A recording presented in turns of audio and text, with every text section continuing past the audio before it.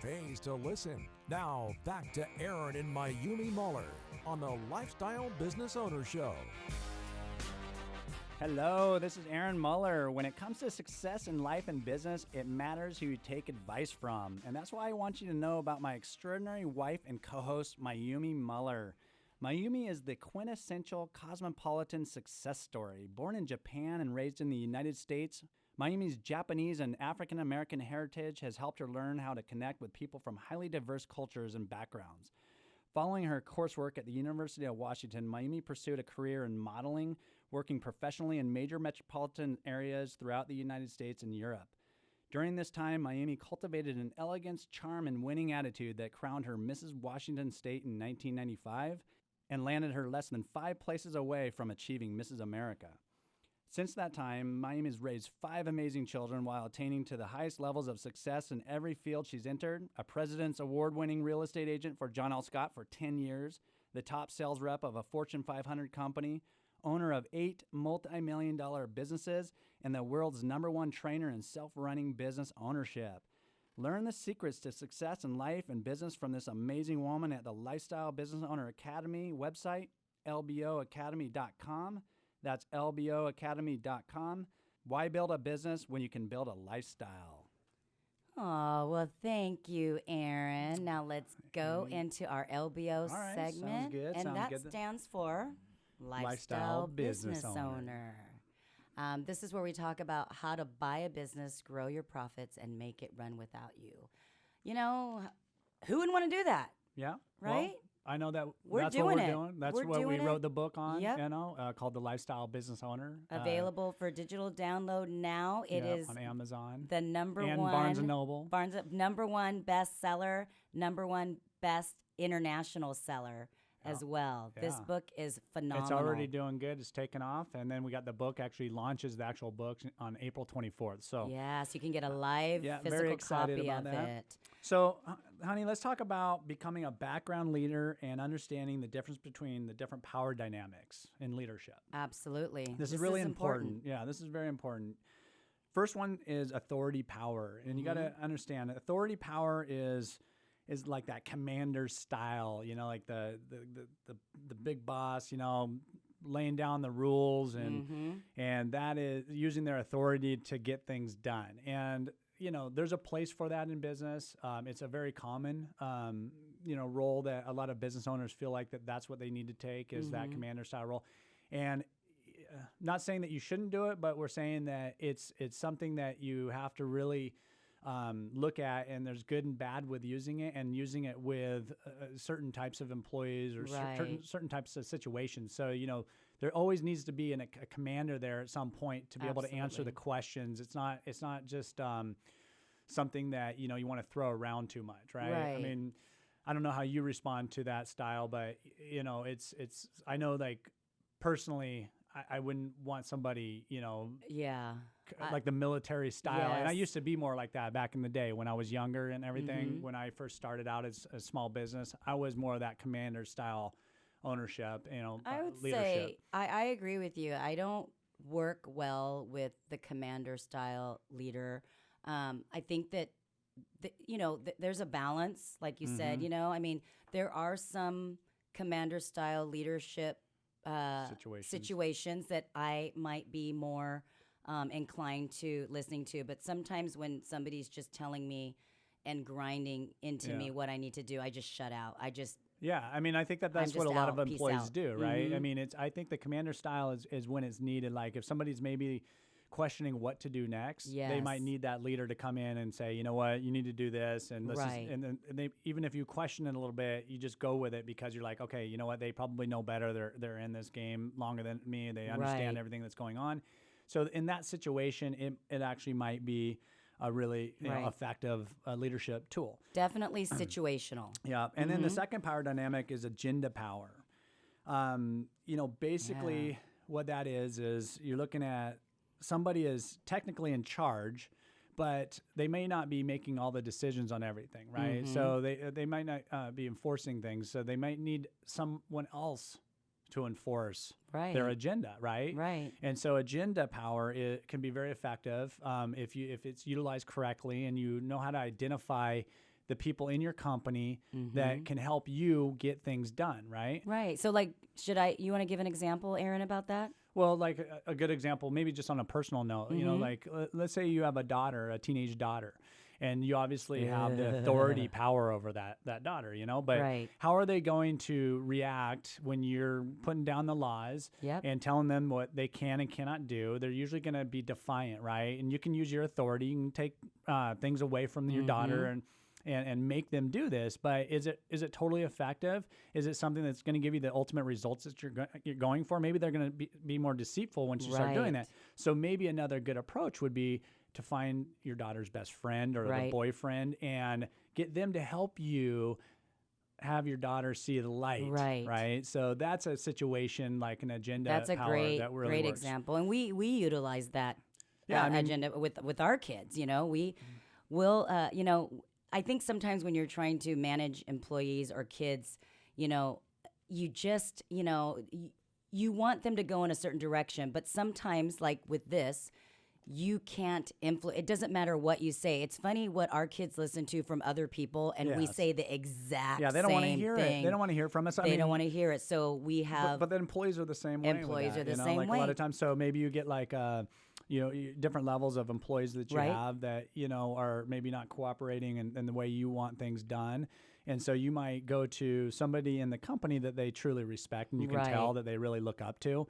And you have that conversation with that other employee and you say, you know, I'm trying to get Tommy to, you know, come in on Yep. time, you know, and it's really important to us and I don't want to have to fire him, but I Right. also need somebody to help me with this person a little bit. And I Right. do this all the time. I use this power a lot because it's, I don't want to come across as that hardcore Right. leader that's just putting it down. And I will in the end, if I have to, if we're not Exactly. getting anywhere with these other dynamics, then what I need to do is use that. But like the agenda power is great because you can get somebody to do kind of like Yes. your dirty work, but in a very positive way. But you're empowering that other person because yeah, it they're builds feeling too, it yeah, builds right? too. Yep. So that's always a good thing, you know. And then then you can see if that person can move along within the company as well, Mm-hmm. right? So it's great. It's a great tactic. Again, it's situational, and it Yeah. just depends on where you need to utilize it.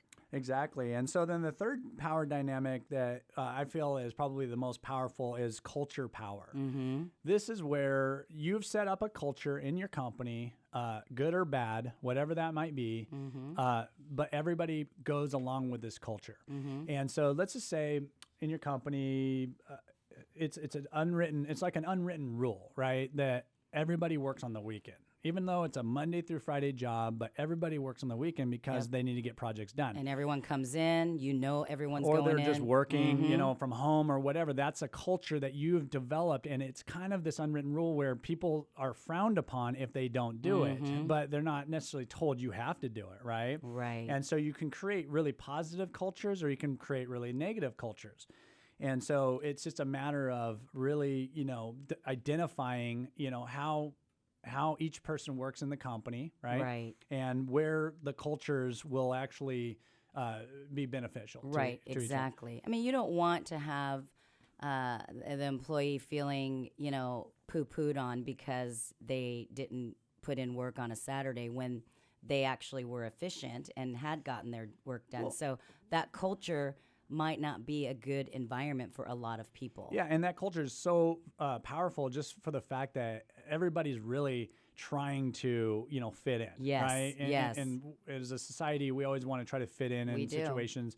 And if you're bucking the system, maybe that culture is not right for you, and then that person will quit because it actually doesn't work for their personality type. Right. So you want to identify that by doing that. So a background leader is somebody who identifies all of these dynamics, right? And they know how to utilize each one of them while running their business from afar and make it run as smooth as possible by being a Right. background leader. The background leader is the lifestyle business owner. Exactly. That is us. So let's tell you a little bit about that and some little bit more examples. Yeah, as far as a background leader goes, they're going to like look at, let's just say, a situation in culture, right? So they're going to look at their culture and a good background leader is not going to just set the culture in a certain way and not listen to what everyone's saying. Right. Right. So it's always really good to talk to your employees, have open communications. And the only way to really have a meaningful conversation with an employee and get really, advice from them or feedback from them is to have a very open playing field, open. You have to have discussion. open energy too. Open energy. You have to be approachable. That's so true. Yeah. And let them know that there's no consequences to what what they think or they feel, because everybody has a different thought and feeling, and it doesn't mean that you always have to go with what they want, but you need to really be open to it. To listening. And go, like an example would be, everyone works on the weekends. Well, hey, how do you guys feel about, are we productive enough during the week? What do you guys think? I know everyone works here on the weekends, and this might be scary, right? Because you're running a business a certain way and you like the efficiency of it. But what you're doing is you might be creating a really negative workplace, and eventually that's going to catch up to you. So even though you might have employees willing to do anything to keep their jobs and to keep producing, you ultimately want to think about them and their life, and that they ultimately want to be happy and healthy.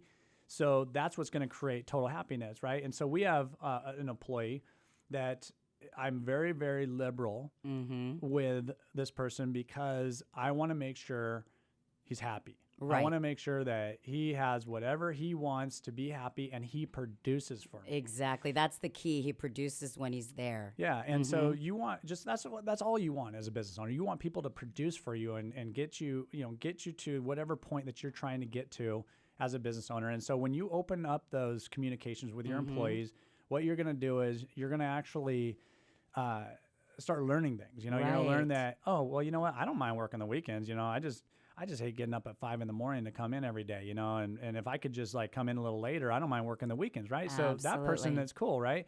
The other person says, you know what, family time is so important to me. There's a reason I don't own a business, because I don't want to have to work on the weekends ever. Right. And so I don't want to have to be bound to that, and I will get my work done.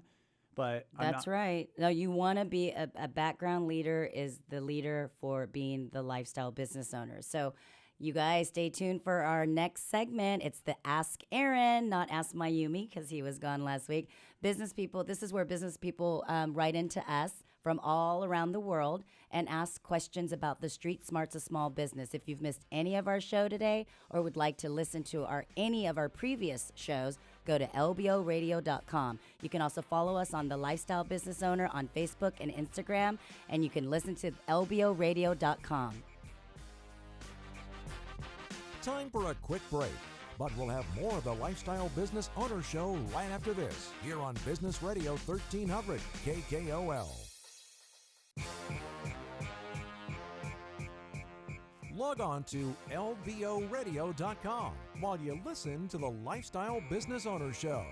Now back to Aaron and Mayumi Muller. Welcome back. It's Mayumi. And if you want to achieve your goals in life and business, right? Why not learn from someone who was born to be an entrepreneur, someone with the uncommon business sense, the tenacity, and the track record of success to prove it? My husband and co-host, Aaron Muller. As a child, Aaron developed an interest in small business ownership from his family's marina on San Juan Island. From the start, Aaron was driven to seek a business opportunity and attain entrepreneurial success. His very first business venture was catching and selling shrimp at the docks when he was only 10 years old. While his peers were preparing to enter 7th grade, Aaron opened a bumper rental company catering to the San Juan's ample tourist traffic. Aaron's first real job came in high school, but by the time he graduated, he had earned enough to purchase half of the company. Over the past 30 years, Aaron has gone on to start and buy over 20 companies in the Pacific Northwest and now owns 8 multi-million-dollar businesses. Aaron is the world's premier trainer in self-running business ownership and the author of the Lifestyle Business Owner book, which lays out the principles for making a 6-figure income by working as little as 5 hours a week. Learn how to achieve your goals from this phenomenal business mind at the Lifestyle Business Owner Academy website, where you can learn all kinds of amazing business knowledge. Visit lboacademy.com and take your life in an extraordinary new direction. That's lboacademy.com. Why build a business when you can build a lifestyle? You are amazing, honey. Absolutely amazing. So Thank are you for that. Okay, All so right. hold on. This what? #1 bestseller and #1 international bestseller, the Lifestyle Business Owner book, is available right now for digital download. And the live copy of the book will be out April 24th. April 24th. In all the bookstores. All the bookstores, and we will be doing a book tour as well. So keep your eye and ear Can't wait open for that. Oh, Sorry, I had to do a you plug. just want to travel more. Yeah, that is true. Well, let's go through the questions. All right, the Ask Aaron questions. So let's see. The first one is from Andreas. Whoa, all the way from Hamburg, Germany. Thank you for writing into us. His favorite way to follow us We actually is sold a lot Twitter. of the books over there. See, Yeah. that's awesome. A lot of entrepreneur and either current business owners or future business owners out there. Favorite way to follow us is Twitter. So, I enjoyed reading your book. In your book, you talk about how you've observed the operations of thousands of companies as a business broker, some of them very successful and some of them struggling. What are some of the common qualities between the really successful businesses versus the ones that are struggling? Great question. Yeah, that's a great question. You know, it really has to do with how open-minded the owner is. You know, I think that the most successful businesses, the owners are very open-minded and will listen to advice and really be open to wanting to be better constantly. You know, they're not know-it-alls. And small business owners, a lot of times they get into business because they don't want somebody telling them what to do.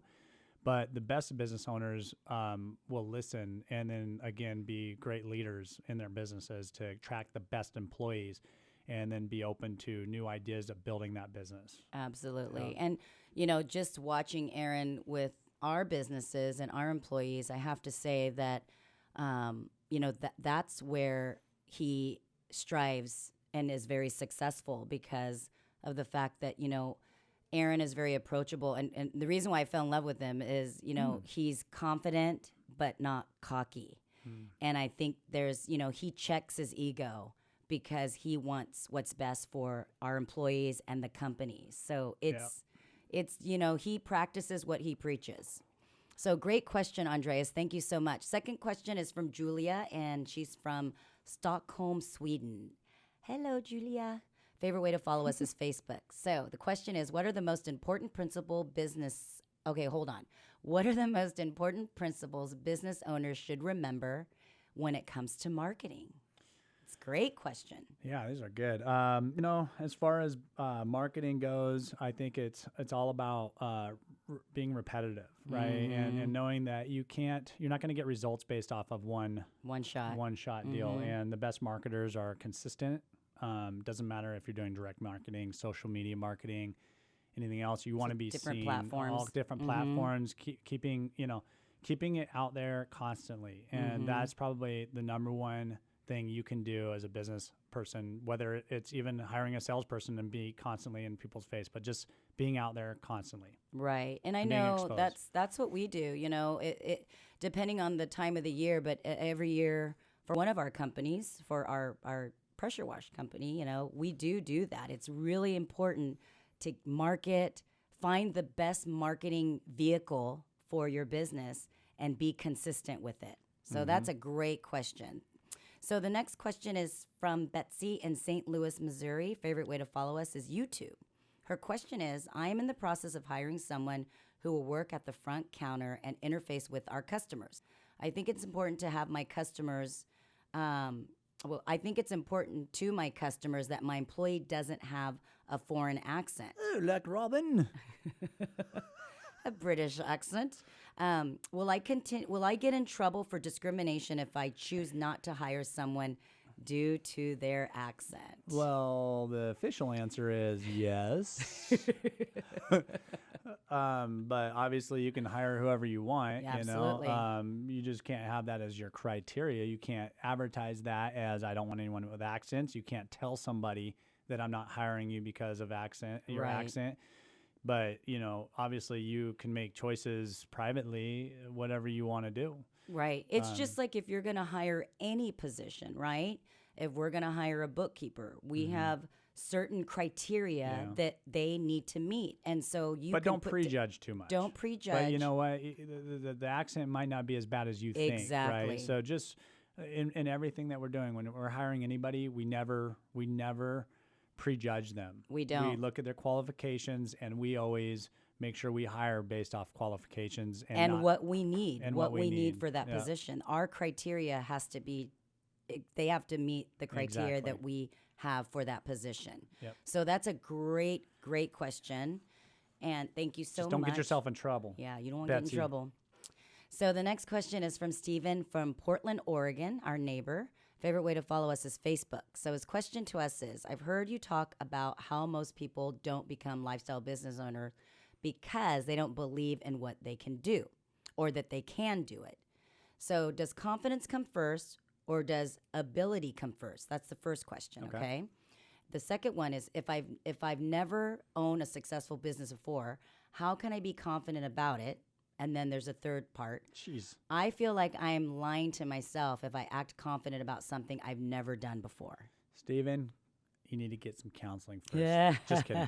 No, really, it's all about confidence. Confidence is so important to start out with because you have to tell yourself, obviously, that you can do it. Right. And you have to, believe in yourself. And then the skills can be learned. Right. So if you're constantly thinking you can't do something, and it's like I said earlier, I think on the other question, it was basically that regarding owners and not being open-minded to ideas. Well, it's the same thing with this. It's about being open-minded and having that confidence that you can do it, and then being open-minded to the knowledge that will get you there. Right. So the stuff that we teach is, some people might say, I can't do that. Mm-hmm. There's no way I can do that in my business, but we do it all the time. So I that answer always makes me laugh. I'm like, okay, you can't do that. Like, let's just say charging somebody a certain amount of money. Well, customers won't pay that over here. Well, that's weird because I know somebody right down the street that charges that, and they're busier than you are. Right. So how do you come up with that conclusion, right? It's very negative thinking. And so listen to your experts and be open-minded, right, and have confidence. And Steven, I know that you might be struggling with the confidence factor, but what I would recommend is kind of looking back to why you feel failure. People have to fail in order to succeed, and there's a bunch of great self-help books out there. There is the Lifestyle Business Owner book that you can read, which will help you through that process. It's a how-to book. But also just start loving yourself and liking yourself, because I know you can do it. You need to know you can do it, but I know you can do it. So, Steven, we love you. We love you, Steven. Okay, so we have time for one more quick question. All right, Eddie from Seattle. So, favorite way to follow us, Instagram. Oh, you know what? Thank you all for listening to the Lifestyle Business Owner Show, where we talk about the street smarts of small business. If you've missed any of our show, make sure you go to lboradio.com and you can listen to it anytime, anywhere. Next week, our guest will discuss how to use video in today's age of marketing. Make sure you submit your questions to Ask Aaron at lboradio.com, and be sure to follow us on Facebook and Instagram at The Lifestyle Business Owner. Thank you for listening, and we'll see you next week. Thanks for listening to the Lifestyle Business Owner Show, where we talk about the street smarts of small business with Aaron and Mayumi Muller. You can submit your questions to be answered on the show at lboradio.com. That's lboradio.com. Join us every Saturday morning at 9 for the Lifestyle Business Owner Show, right here on Business Radio 1300 KKOL.